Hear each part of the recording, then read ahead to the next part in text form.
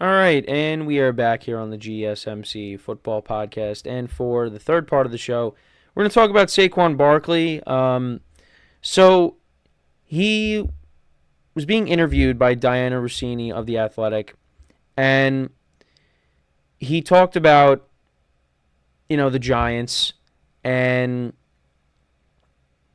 he felt like he was undervalued when they and he just felt like it was over after the phone call with Joe Schoen, about him testing the market, and it was interesting. Now, I when that whole interview comes out, I'm gonna watch it, of course, but yeah, he basically said that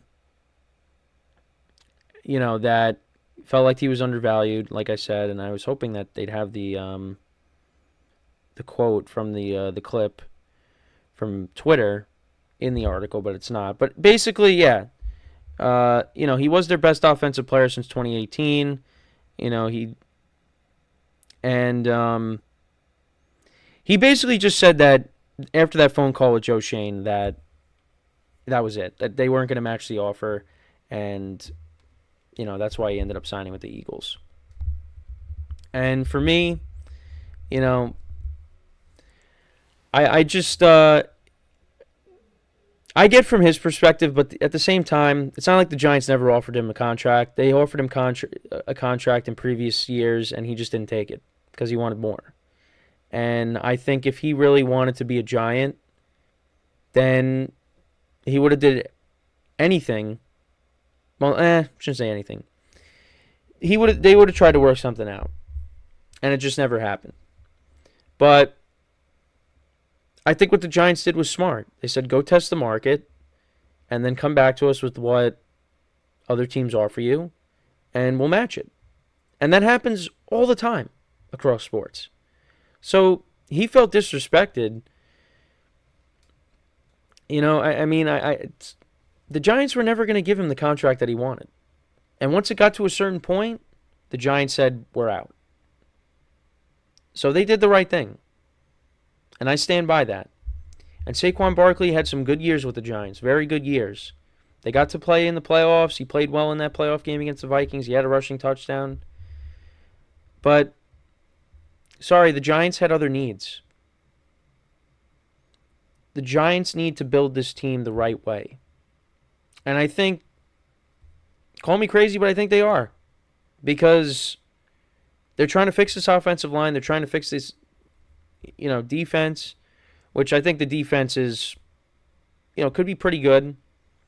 Although I'm not going to be surprised when, they go up against Philly and Dallas and, they're dropping 30, 40 points against them, because that just seems to happen every year, especially against Dallas. Last year, the Cowboys put up 40 points against them. Giants didn't score any. And then when they played in Dallas later in the season, they scored, I think, 49 points. And now, all of America gets to see the Giants and the Cowboys play on Thanksgiving. So, you got the Giants playing on Thanksgiving 2 years ago. Then you got them playing on Christmas last year. Now, you got them playing on Thanksgiving again. Why? I just don't understand it. I don't get it. But that's what they decided to do. But yeah, I think the defense can be pretty good, despite what I just said. It's really going to be on the offense. And, yeah, there's going to be no Saquon Barkley. And I'm okay with it. Now, I understand he went to the Eagles, and that stings a little bit. I've said that. But you know what? It's not like the Giants were going to win anything with him here anyways. The Giants as a team. Now, Joe Schoen and Brian Dable came in after Saquon, of course, was there for a few years. But the Giants were not going to win anything with Saquon Barkley. They just weren't. And it's not because of him. It's because of what was around him. They have a lot of work to do with this team. This team is still not complete yet. Now, if Daniel Jones goes out there and plays really well, that solves a major issue that they have. And that's the quarterback position. But they're kind of stuck with him right now. So, and that's okay. This could be it for him. And if he's not the answer, then the Giants will have to find somebody else. They really wanted Drake May. They kept telling the Patriots, hey, well, not that they kept telling him, but they said, listen, don't, keep us in mind if you want to trade out of that pick. And, of course, that ended up not happening. But, yeah, it just, we, not me, but, you had people getting all excited about, the Tommy Cutlets, the Giants getting those couple wins, and it was nice to see. And then, you had people, at Sports Talk Radio here in the area being like, hey, the Giants, maybe they can make a run at the playoffs. Tommy DeVito, could this be the guy? It didn't amount to anything. It just gave the Giants, a lower draft pick, which, again, love the Malik Neighbors pick, but what did the Giants need? A quarterback. So now they're stuck with another year of Daniel Jones. You bring in Drew Lock. Still got Tommy DeVito on the team. I think this is going to be another subpar year. So, yeah, get all excited about the Tommy Cutlets and all that. My mom got me a Tommy Cutlets t-shirt, even though I wasn't, I was never on board the Tommy Cutlets train. It's just, I know, tanking, people have different opinions on tanking, but it's just, and you know what? It was good for Brian Dable and that regime because, if they finish with 4 wins after making the playoffs the season before, yeah, that's really bad. 6-11 is bad. But at least the Giants showed you that they had a pulse towards the end of the year. But from a fan's perspective, everyone's like, well, we want a quarterback. And they ended up not getting it. Because, if you lose that game to the Patriots and you lose some of these other games, like you lose to the Packers and, you don't beat up on the Eagles in the last game of the regular season, then you got 3 wins. And, you got a higher draft pick and you can get one of these top guys. But that ended up not happening.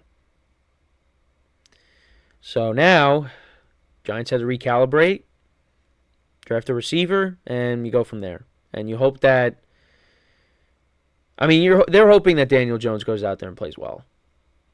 Because if he goes out there and, has his best season, then maybe he ends up being the guy. But then this goes back to the conversation that I've had numerous times. If you're still having these conversations on whether he's the guy or not, and this guy was drafted in 2019, what does that tell you? Probably not the guy. And that doesn't mean that the Giants didn't do right by him, because I already explained that on previous shows. It's gone through a few head coaches, a couple general managers. They have not surrounded him with the best talent. I understand that. But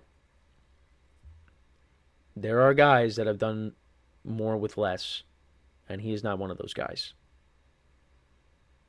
So, probably isn't the guy. But again, they're going to run it back with him, and it seems like he is on track to start week 1, which is very encouraging. Coming off of that ACL injury. But only time will tell. And it's not like I'm going to root for him to fail. But I just think the Giants got to go in a different direction. Now, to bring it back to Barkley, he wanted to get paid. He got the contract he wanted. It is what it is. He was a solid player for the Giants. It just wasn't going to work here. You go to Philadelphia, they got a lot of talent. They're ready to go to a Super Bowl. That's where you know what? That's where you go. But I don't think he should sit there and say he feels disrespected, because the Giants did offer him contracts. Not when he signed with the Eagles around that time, they didn't match that offer. But the Giants did offer him contracts in previous years, and he said no. And they said, go test the market. You know, if he really wanted to be a Giant, they could have worked something out. But they didn't. And that was the end of it. And the Giants did the right thing, getting offensive linemen and trading for Brian Burns. Devin Singletary had a nice season last year, and they had the Browns-Texans playoff game, again, airing on NFL Network. So I watched a little bit of that. Yeah, Singletary was solid for the Texans last year. So you know what? Maybe he could do okay for the Giants. It's going to be up to Daniel Jones now. Show us what you can do. But yeah, I don't really know what else to say. You know, it's just that's just where I'm at with the whole thing. You know, I'm not like these Giant fans that are up in arms that Barkley left. Because I've been saying it all along. I really have not. It's been a long time since I've really felt any attachment to any player on the Giants. You know, I think the last couple of players, really the last player was probably Eli. That was it. I really don't have any attachment to any of these players, and I think it's just because the Giants, and it's not the individual players themselves. It's just the Giants as a team just have not been good for a long time.